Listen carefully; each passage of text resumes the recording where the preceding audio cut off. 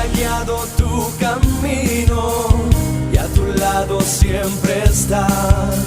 Sus promesas cumplirá y a su tiempo lo verás. Eres parte del pueblo de Dios, Él te levantará, te restaurará y tu victoria llegará. Fuiste llamado y escogido, a su voz has respondido. Es tiempo de creer. Centro Victoria, nacimos para vencer. ¿Están listos ya? Muy bien, vamos a abrir la Biblia en el Evangelio de Mateo, el capítulo 27. Y vamos a leer del versículo 15 en adelante. Mateo 27, 15. Usted sabe, hay un cantante por ahí que dice que la vida son raticos nada más. La vida es normalmente trabajo, la vida es como rutinaria, ¿no? Uno se levanta, se desayuna, sale a trabajar, almuerzo, casi todos los días. Pero de vez en cuando Dios o la vida lo sorprenden a uno y le dan un momento, no sé, yo digo que son como momentos definitorios, son ocasiones en las que la vida te puede cambiar con una decisión que tomes. El día que usted se atrevió a declarársele a la que ahora es su esposa, fue un momento que le cambió la vida. Trate de imaginarse cómo sería la vida sin esa mujer o sin ese hombre y saber que sería otra cosa, no tendrían los hijos que tienen, sería muy distinto. El día que usted hizo una solicitud de trabajo y le dijeron que sí, después de haber estado 1 o 2 años sin tener un ingreso, el día que decidió meterse a la universidad a estudiar y 4 o 5 años después logró graduarse. Son decisiones, son momentos que uno dice sí o dice no. Y depende de lo que usted diga, de la decisión que tome en ese momento, su vida puede cambiar para bien o para mal. Lo que hay que tener de parte de Dios es la sabiduría para discernir cuando uno está frente a un momento de esos. Porque no es a cada rato, no es todo el tiempo. Se nos pueden pasar días, semanas, meses o años sin tener un momento así, en lo que la vida es trabajo, estudio, casa, oficio, iglesia, pero de pronto algún día, repito, Dios nos sorprende y nos pone en una encrucijada y depende de la dirección que tomemos, nuestro destino puede ser completamente diferente. Esta historia va por ahí. Dice, está hablando de un señor, dice, ahora bien, en el día de la fiesta acostumbraba el gobernador soltar al pueblo un preso que quisiesen. Está hablando de una costumbre que tenían los romanos como para complacer a los judíos.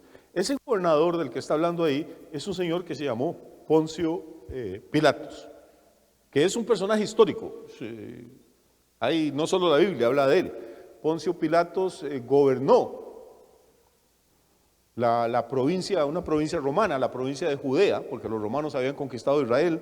Gobernó la provincia romana desde el año 26 hasta el año 36. O sea que él fue el procurador, el quinto que ocupó ese puesto, el quinto procurador que el Imperio Romano mandó a Judea.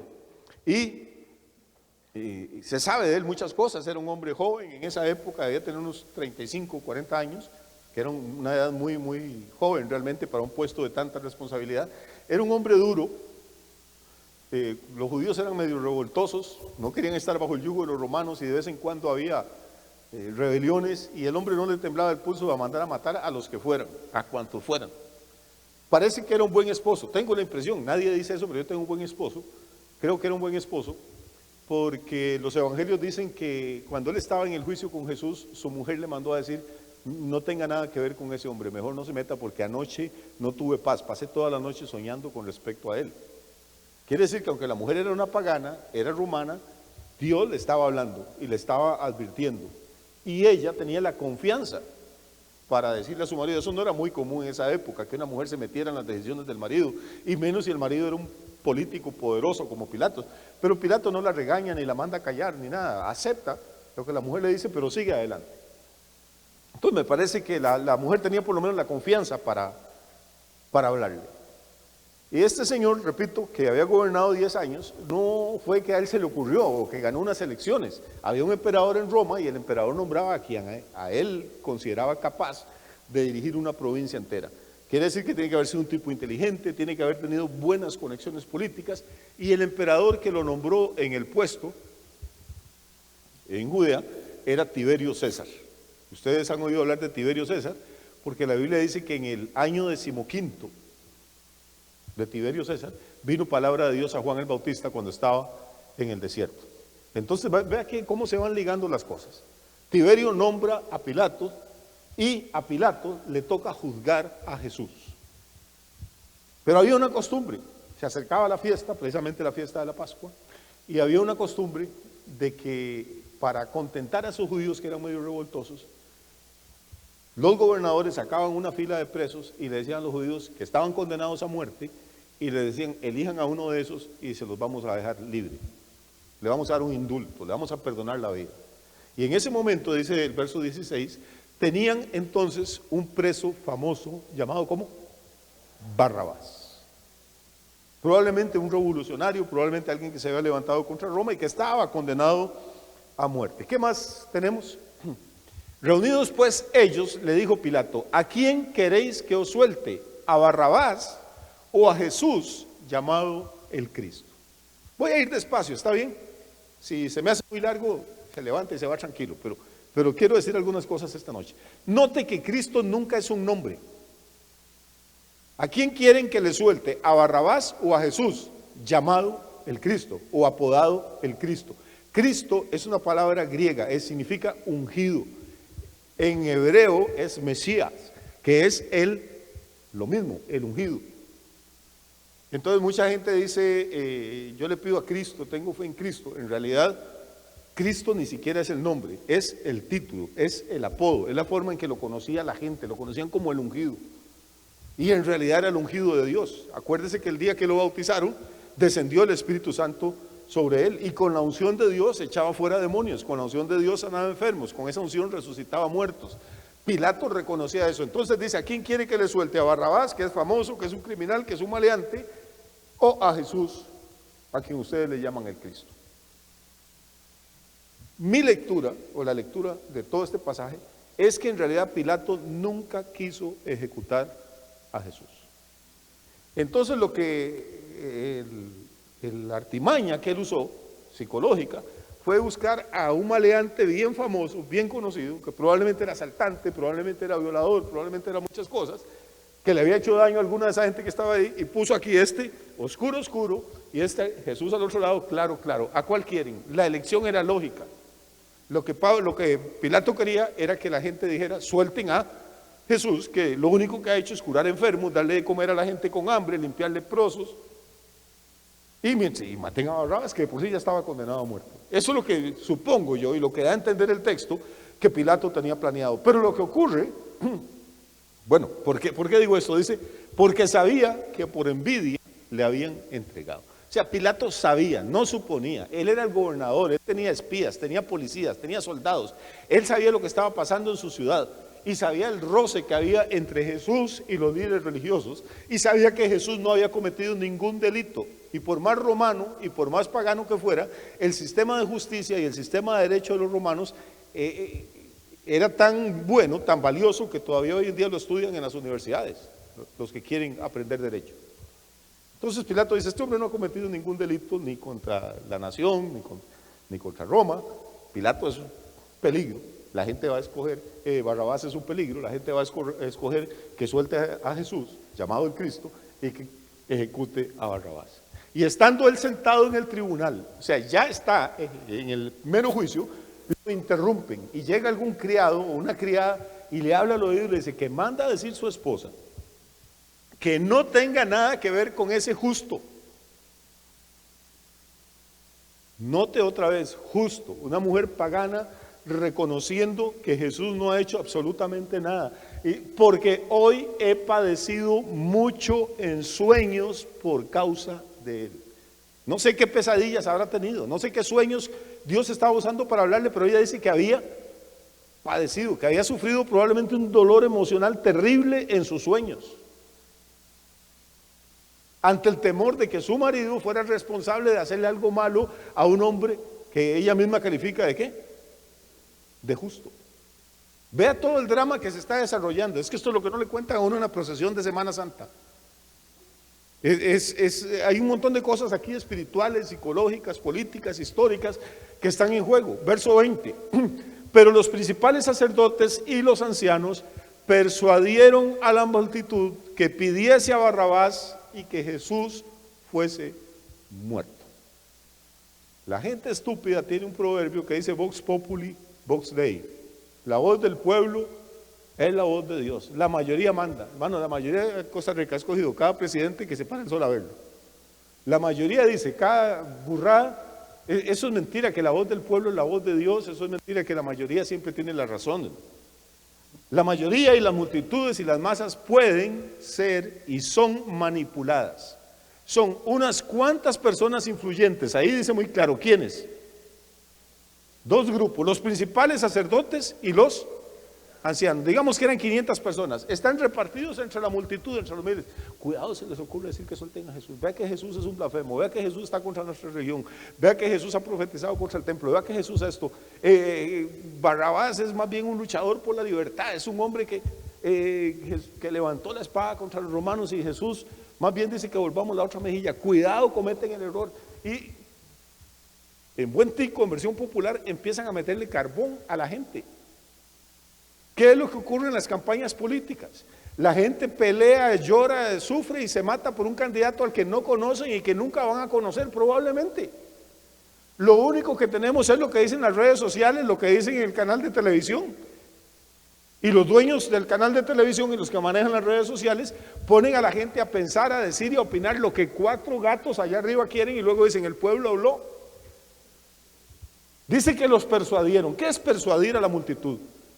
Es convencerla, es hacerla cambiar de opinión, es venderle una idea. Esto es lo que está pasando aquí. Hay una manipulación terrible aquí abajo, mientras Pilato está allá arriba, sentado en su silla de juez, viendo a ver qué decide. Verso 21. Y respondiendo el gobernador les dijo, otra vez, vea que esta es la segunda vez que le pregunta, ¿a cuál de los dos quieren que le suelte? Les está dando todas las chances, todas las oportunidades de que recapaciten, de que piensen bien lo que van a elegir. Son esos momentos que le decía yo al inicio, en que depende de que usted dé un sí o un no, su destino puede cambiar de una forma u otra.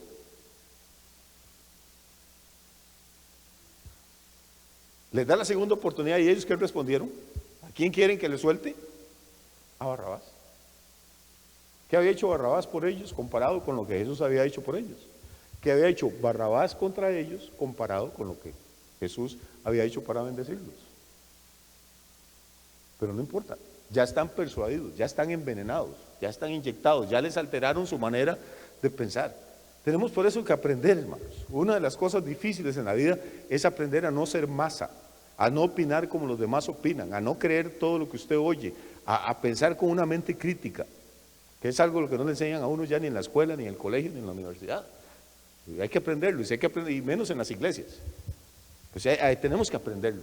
No podemos creer todo lo que oímos. Entonces, suéltenos a Barrabás. Y aquí, en el versículo 22, si no tiene marcado en su Biblia, márquelo, porque aquí para mí Pilato hace la pregunta más importante que hizo en toda su vida, y la pregunta más importante que cualquier hombre o cualquier mujer en cualquier nación puede hacerse alguna vez.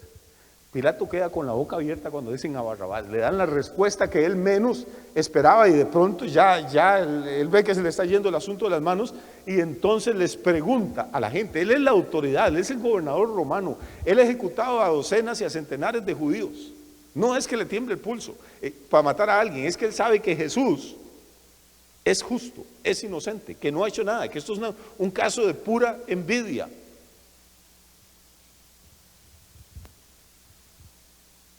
Les hace una pregunta: ¿qué pues haré de Jesús llamado el Cristo? Y esta es la pregunta más importante que nadie puede hacerse jamás. Hay preguntas claves. ¿Qué quiero estudiar? ¿Con quién me voy a casar? ¿Quiero tener hijos o no quiero tener? ¿Me cambio de trabajo o no me cambio de trabajo? ¿Me voy a vivir a otro país o no me voy? ¿Qué carrera quiero seguir? Estas preguntas definen la vida de uno y son importantes. Pero no importa con quién usted se case, los dos se van a morir. No importa qué trabajo tenga usted, algún día se va a morir o la empresa quiebra. No importa a qué país se vaya, algún día la vida se le acaba. Pero la pregunta esta, ¿qué pues haré con Jesús llamado el Cristo? Es una pregunta que sigue definiendo el destino de uno aún después de que uno se muera. En realidad define la eternidad. Por eso es que es la pregunta más importante. Porque depende de lo que uno le responda a esto, no solo así va a vivir aquí en la tierra, sino que así le va a ir después de que fallezca. Pilato da un paso más y le dice, entonces, bueno, si ustedes quieren que le suelte a Barrabás, ¿qué voy a hacer con Jesús llamado el Cristo? ¿Y qué dice? Todos le dijeron, Vox Populi, sea crucificado, crucifíquenlo, mátenlo. Y uno dice, pero todos. ¿No había entre esa gente algún leproso que Jesús había sanado? ¿No habría habido ahí algún ciego o un primo del ciego al que Jesús le devolvió la vista? ¿Es que no había habido ahí algún hermano o algún vecino de los miles que les dio pan en el desierto y peces? Es terrible, pero dice todos dijeron. Y el gobernador les dijo, pues qué mal ha hecho. No sé si lo notan, pero Pilato sigue insistiendo, sigue dándoles la oportunidad de que recapaciten, de reflexionen. Qué mal ha hecho. Pero ellos gritaban aún más. Esto es típico de una manifestación, es típico de una turba cuando ya no piensa y ha sido manipulada, ya no escucha ningún argumento, ya no son personas racionales. Pilato les está argumentando, qué mal ha hecho, pero ya ellos no responden. La respuesta a eso era ninguna. ¿Qué hacían ellos? Más bien gritaban más fuerte, crucifíquenlo, mátenlo. Verso 24. Viendo Pilato que nada adelantaba, sino que se hacía más alboroto, y a esto sí las autoridades romanas le tenían pánico, a los alborotos, porque los alborotos eran reportados al César en Roma. Lea el libro de los Hechos. Y el César, si había mucho escándalo, quitaba al gobernador. Viendo Pilato que nada adelantaba, sino que se hacía más alboroto, tomó agua y se lavó las manos delante del pueblo, diciendo, inocente soy yo de la sangre de este justo, allá vosotros. Y no quiero seguir con el versículo, lo voy a dejar ahí. Aquí hay dos historias. Una, la del pueblo al que Pilato le da, no una ni dos, sino que le da una serie de oportunidades. Dos, la historia de la pregunta que hace Pilato. ¿Qué pues haré con Jesús llamado el Cristo? ¿Qué puede uno hacer con Jesús? A Jesús usted puede amarlo, puede odiarlo, porque hay gente que lo odia, puede aceptarlo, puede rechazarlo. Lo que usted no puede hacer con Jesús es cometer el error de ser indiferente. Y aquí no solo el pueblo se equivoca, Pilato se equivoca. Para evitarse problemas políticos, para evitar que lo reporten y le den un mal informe al César, él dice, entonces se los entrego, allá ustedes, yo soy inocente de la sangre de ¿quién? ¿De este qué? Y lo califica exactamente igual como la esposa lo había calificado y le había mandado a decir, no tenga nada que ver con este justo porque hoy he padecido mucho en sueños a causa de él. Tanto la mujer de Pilato como Pilato coinciden en que Jesús es ¿qué? Justo, pero sin embargo se los entrega. O sea, ahora el que se vuelve injusto es Pilato. Tenía carácter, lo habían mostrado muchas veces, pero en este momento cede ante la presión.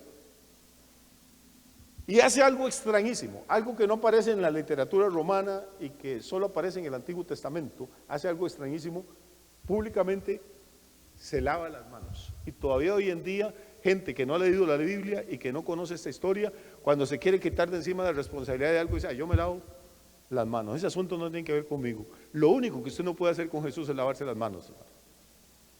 Puede servirle, puede amarlo, puede aborrecerlo, puede blasfemar, puede odiarlo, puede hacer muchas cosas con Jesús, pero no puede ser indiferente, no puede lavarse las manos, no puede decir, allá ustedes, ese asunto no es conmigo. Porque estaría cometiendo el error más grave de su vida. Yo conozco mucha gente, gente linda, gente inteligente.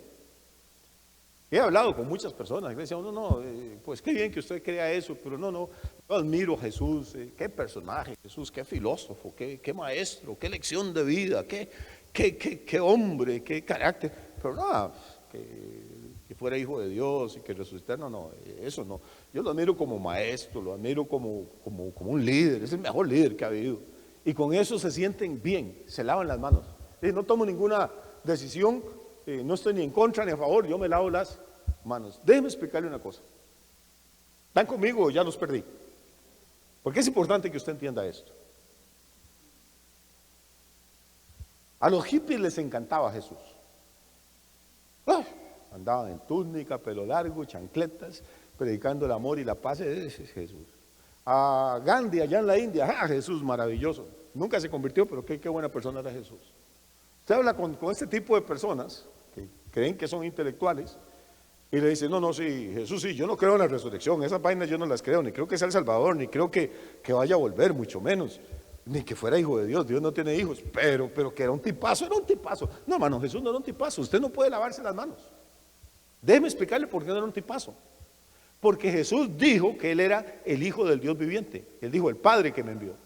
Porque Jesús dijo, el que me ha visto al Padre, el que me ha visto a mí, perdón, ha visto al Padre. Porque el Padre y yo, dijo Jesús, uno somos. Jesús dijo, yo soy el camino, la verdad y la vida. No dijo, yo soy uno de los caminos. No dijo, yo enseño la verdad. Dijo, yo soy el camino, la verdad y la vida. Nadie viene al Padre si no es por mí. Ahora, déjeme explicarle, una persona que dice esto, que dice que Él y el Padre son uno, que Él y el Creador del universo son uno, que Él es el camino y que nadie, ningún ser humano puede ir al Padre si no es a través de Él, que Él es la verdad, no que Él conoce la verdad, no que Él enseña la verdad, es que Él dijo que Él era la verdad. Una persona que dice eso solo tiene tres opciones, nada más hay tres. Una, y lo voy a decir con mucha reverencia, está loco como una cabra. Porque si usted va a los psiquiátricos, hay personas que se dicen, yo soy Napoleón Bonaparte, o yo soy el faraón, o yo soy Juan Gabriel. O sea, depende del tipo de locura que haya agarrado, así va a ser el personaje que él crea que es. Entonces, no sería extraño que usted encuentre un asilo a alguien que diga que él es el Hijo de Dios, o que él es el Creador del universo. Está loco. Bueno, entonces, aceptemos, Jesús pudo haber estado loco, completamente desquiciado. Pero entonces no me venga a decir que era la máxima sabiduría, ni que era un gran maestro. Era un loco. Nada más que era un loco que caminaba sobre el mar, resucitaba muertos, limpiaba leprosos, echaba fuera demonios. Y así no va a encontrar ninguno en un asilo. La otra opción es que no estuviera loco, sino que fuera un mentiroso patológico. Una persona que tuviera ínfulas de grandeza. Hay algunas personas así. Hay mujeres que se creen la más divina del mundo. Hay chavalos que se creen el más guapo del mundo. Tienen un orgullo. Bueno, digamos que Jesús no estaba loco, que era una persona simplemente que padecía una megalomanía terrible, que tenía un ego infladísimo y no le bastaba ser humano, sino que él quería que lo divinizaran. Y que era tan orgulloso y tan soberbio que hasta dejó que lo crucificaran, imagínense. Entonces una de dos, o estaba loco, o mintió y engañó a millones de personas y las perdió eternamente, o todo lo que él dijo era verdad. Y él es el Hijo del Dios viviente, es el Salvador del mundo, es el Rey de Reyes y es el Señor de Señores. Esas son las tres opciones. Usted puede romperse la cabeza y desafío a cualquier otra persona a que me busque una cuarta alternativa, porque no la hay. No me venga a decir usted que Jesús no era el Hijo de Dios, pero que era un gran maestro y una buena persona, muy bondadosa, porque eso es falso. O era el Hijo de Dios, o era un loco, o un mentiroso, punto. Lo que usted no puede ir a lavarse las manos y decir, no, yo eso no creo porque eso es fanatismo, yo lo que creo es esto. ¿De dónde cree usted eso que cree? ¿Dónde leyó usted de Jesús? Porque el único registro que tenemos de la vida de Jesús está aquí en la Biblia. Así usted no puede entrar a la Biblia y escoger las partes de Jesús que le gustan y desechar las que no le gustan porque usted no quiere creer en ellas.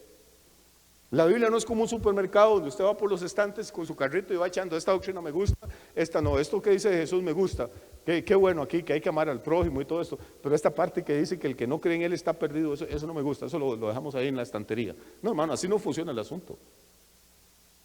Uno no puede ponerse de pie ante Jesús y ser indiferente, no puede ponerse de pie ante Jesús y cometer el error de Pilatos de lavarse las manos. Por eso cada vez que usted oye predicar el Evangelio, Dios lo está poniendo a usted en la misma encrucijada en que puso al pueblo de Israel ese día.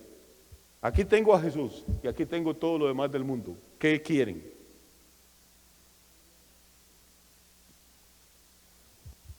Aquí tengo a Jesús, aquí tengo la droga. Aquí tengo a Jesús, aquí tengo la querida. Aquí tengo a Jesús, aquí tengo la borrachera. Aquí tengo a Jesús, aquí tengo la fiesta. Aquí tengo a Jesús, aquí tengo la idolatría. Escojan ustedes. ¿Y sabe qué es lo triste? Lo triste es que la mayoría se sigue equivocando, porque ancho y espacioso es el camino que lleva a la perdición y muchos andan por él. Pero bendito sea Dios, también hay millones de personas que no quieren lavarse las manos, que no quieren evadir la responsabilidad y que dicen: yo quiero servirle, yo quiero seguirle, yo quiero amarle, yo quiero adorarle durante el resto de mi vida. Eso es lo que se llama la iglesia del Cordero, la iglesia del Dios viviente. Y como esto no es un sermón evangelístico, no sé si me regalan unos 10 minutos más para enseñarles algo importante sobre esta parte.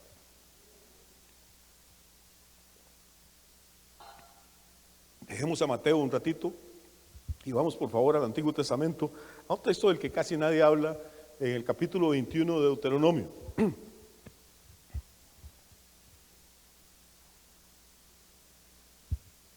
Es un texto raro, como es tan raro nadie habla de él, pero vamos a ir despacio. Respire profundo, dice: si en la tierra que Jehová tu Dios te da para que la poseas. Deuteronomio ya ustedes saben eso, son dos palabras griegas: nomos, que significa ley, y deutero, que significa segundo. Deuteronomio es la segunda ley.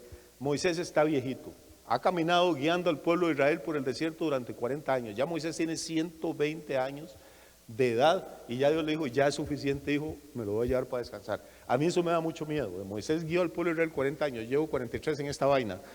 Me da miedo que el Señor en cualquier momento se acuerde y lo ponga a descansar a uno. Todavía no. Pero ya tenía 40 años y ya es suficiente. Ya se ha roto la cabeza muchas veces este viejo. Y dijo Moisés: reúna al pueblo y despídase. Entonces Deuteronomio es el discurso de despedida de Moisés. Y en ese discurso de despedida les vuelve a repetir la ley que habían recibido al inicio de esos 40 años. Por eso se llama la segunda ley. Ellos todavía no están en la tierra prometida, están en la frontera. Recuerde que Moisés no logró entrar a la tierra prometida, la vio de lejos pero no pudo entrar.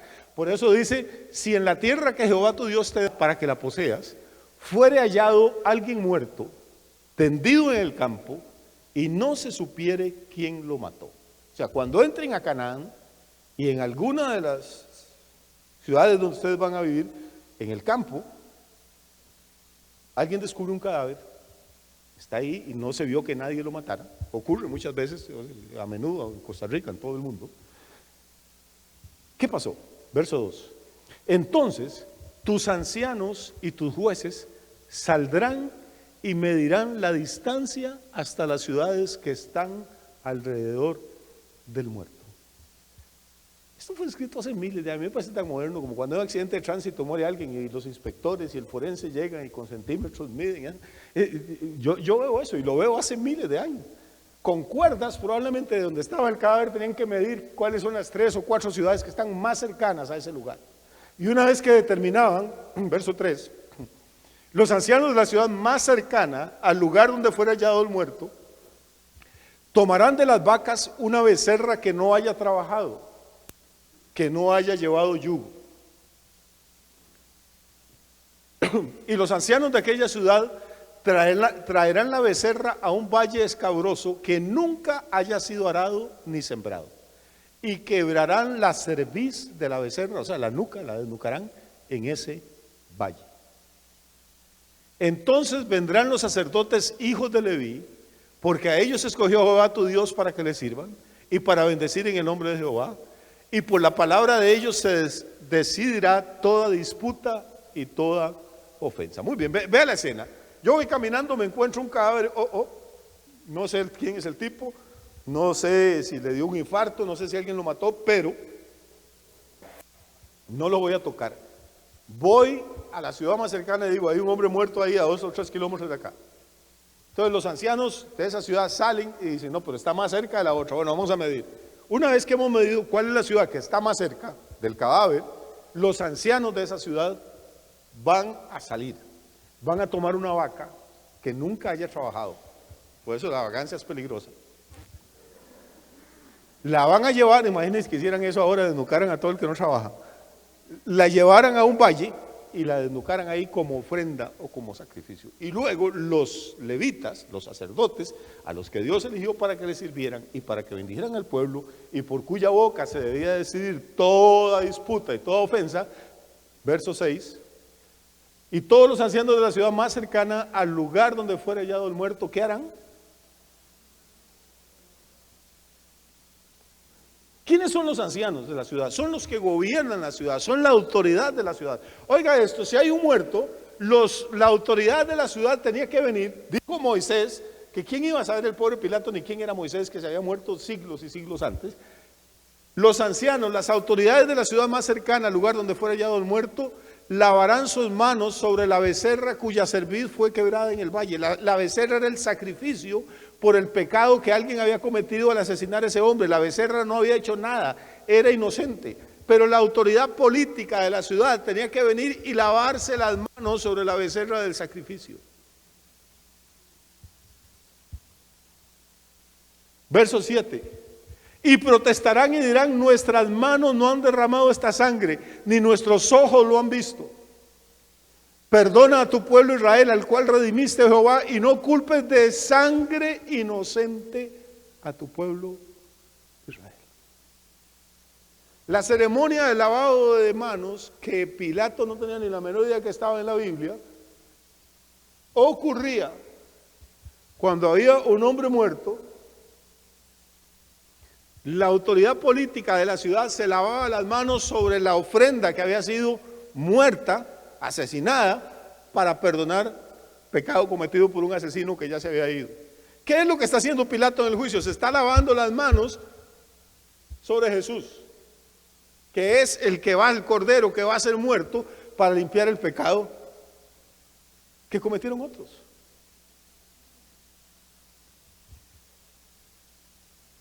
Pilato, que era un pagano, Pilato que adoraba a otros dioses, Pilato que incluso le construyó un templo a su patrono, a Tiberio, ahí en Palestina. Ya aparecieron hasta las ruinas de ese templo, se había encontrado, y la inscripción donde Pilato se lo dedica. Sin saber, hermano, este gobernante impío, esta autoridad pagana, estaba lavándose las manos sin saber, para cumplir con un rito que Dios había establecido en el año 120 de la vida de Moisés, siglos y siglos y siglos atrás.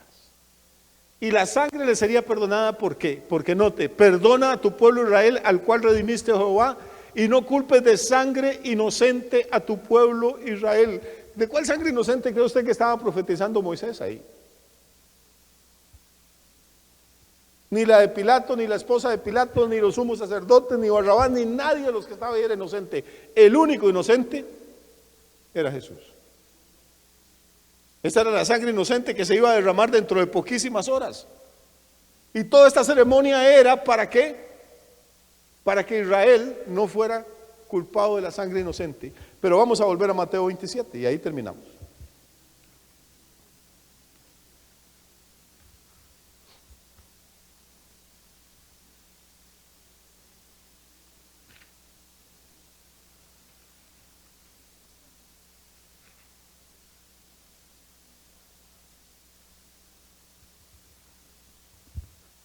Verso 24. Viendo Pilato que nada adelantaba, sino que se hacía más alboroto, tomó agua y se lavó las manos delante del pueblo, diciendo: inocente soy yo de la sangre de este justo. No solo se lava las manos, usa las dos palabras, inocente y justo. Pero esa ceremonia era ¿para qué? Para que el pueblo de Israel fuera perdonado. Inocente soy yo de la sangre de este justo, allá vosotros. Verso 25. Y aquí viene la tragedia. Y respondiendo todo el pueblo, otra vez la mayoría, ¿verdad? Todo el pueblo dijo: su sangre, ¿qué? Sea sobre nosotros y sobre nuestros hijos. Ya no queremos ser inocentes. Con tal de que nos crucifique, que caiga el juicio, ya no sobre Pilato, sino que caiga sobre nosotros y nuestros hijos. Esto ocurre en el año 34, 35 después de Cristo.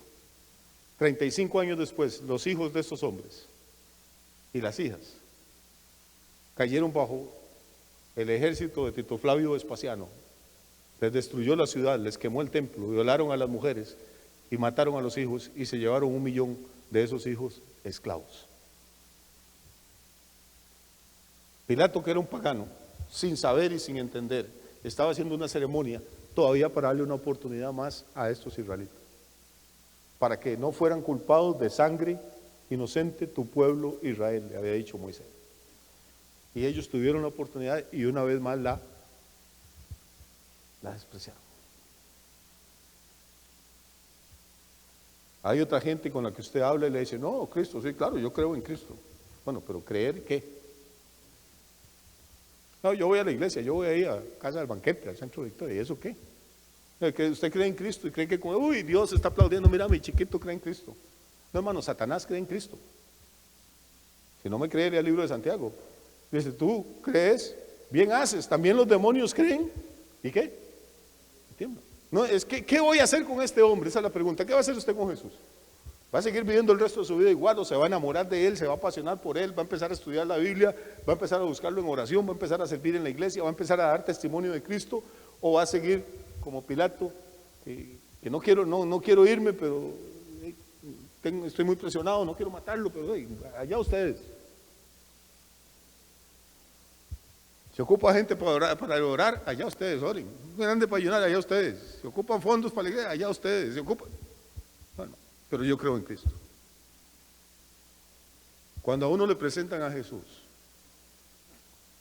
ese es uno de esos momentos decisivos, definitorios en la vida.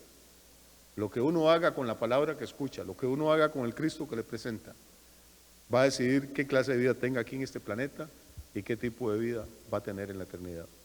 Yo le doy gracias a Dios por la vida de todos ustedes, porque yo sé que algún día oyeron el Evangelio y el Espíritu Santo tocó sus corazones y sintieron que solos no podían alcanzar la salvación y tuvieron la humildad de reconocer su pecado e invitar a Cristo Jesús a que entrara a sus vidas.